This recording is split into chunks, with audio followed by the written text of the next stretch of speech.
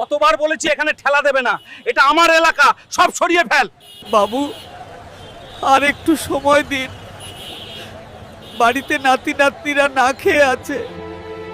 বলেছি না, এখান থেকে সরে যা, না হলে আরো খারাপ হবে। আইন গরিবকে অপমান করার জন্য নয়। তুমি কে?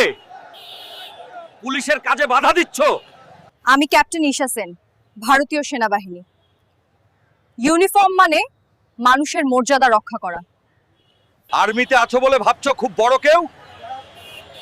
এখানে আমার আইন চলে। আইন কারো ব্যক্তিগত সম্পত্তি নয়। আগে এই বৃদ্ধের কাছে ক্ষমা চান। আমি একটা ফলওয়ালার কাছে ক্ষমা চাইবো? কখনো না।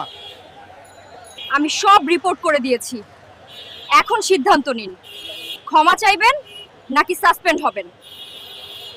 বিপ্লব সিং, একজন বৃদ্ধের সাথে দুর্ব্যবহার, এখনই ক্ষমা চান।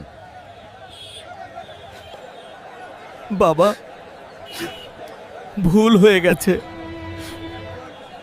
আমাকে মাফ করে দিন। মনে রাখবেন, আসল ইউনিফর্ম সেই যে মানুষকে রক্ষা করে, ভয় দেখায় না।